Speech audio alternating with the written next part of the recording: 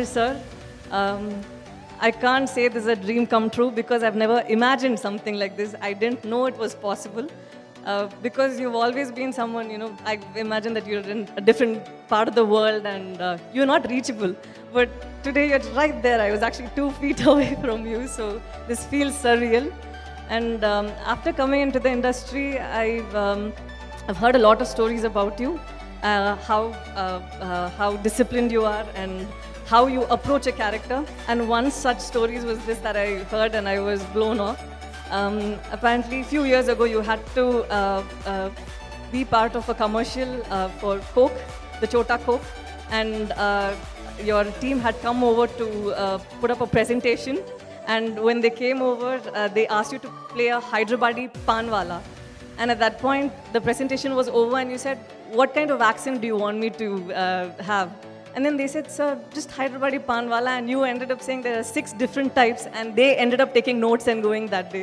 I don't know if you remember, but one of the person who was there, they told me this, and I was thinking, oh my God, I always thought I was prepared before a particular role, but that's when I realized, no, that is not called preparation. You need to be this aware of it. So you've inspired us so much, and I would gladly or proudly say that all these days I was on the other side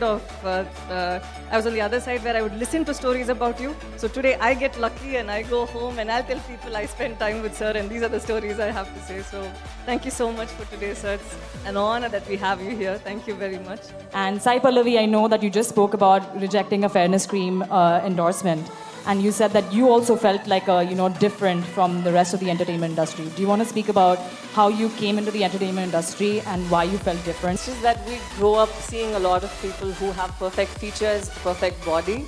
So I always thought, on screen, we see them and then we feel that, they're perfect. Excuse me, on screen you meet perfect features Exactly. and perfect creatures? Exactly. That is what we believe, because she looks that beautiful, she looks that fair, she's got perfect features. We consider them to be actors and actresses. So that's how I was. I grew up seeing Trisha and Simran and all of them. They had perfect figure, they had great body. But then there was one point at which I didn't know whether I wanted to become an actor. But I always had this insecurity when I was in Georgia doing medicine. So I was with these Georgians, people who were very fair, and then they didn't have pimples, but I had all of this. And I didn't know whether I could accept this or accept myself for who I was. And then I come back to India, and I'm so happy that Alphonse picked me for Premam. I was so nervous the day the movie got released. I was wondering, what if people abroad are going to be there teasing me, what Raga is going to say? They're obviously going to say, I don't look like Simran, I don't look like Trisha.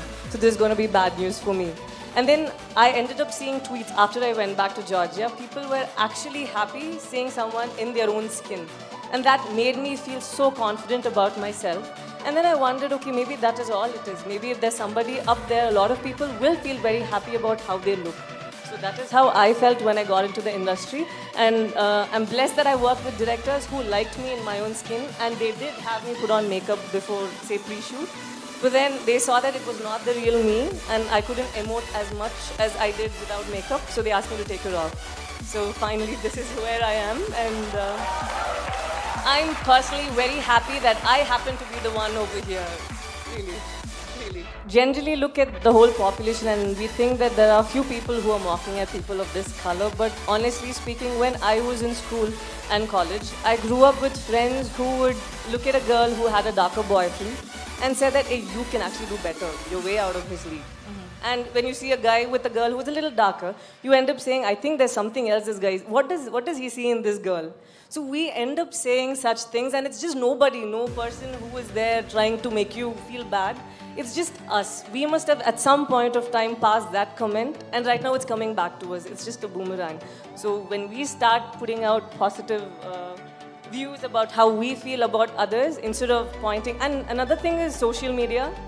Right now, just because you have this curtain of anonymity, you end up writing whatever you want. You just say something when you're not in a very good mood, but the problem is it affects someone else somewhere else.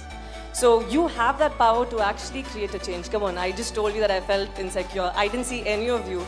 But come on, few of you from here would have said something sweet about me, right? When the film released. So I believed that and I took it, and that's how I felt good. So I think it's just about, it's nobody else. It's not like the world is trying to bring you down. You were there, and it can even be us. We were there at a very naive period, at a very bad period where we said some wrong things, but it's time we change. We know that it is possible for us to sin, but then it's important for us to consider or respect others' feelings and accept them for who they are. Just look at their character and just fall in love. That is all. I'm 27 years old and I haven't come across even one woman who hasn't been harassed, and that's a very sad thing. But fortunately, everybody walks around putting on a smile and as if nothing even happened. It shows that we're much more stronger and we think of this body as an instrument. But that does not mean that we shouldn't share our experience with another person for two reasons.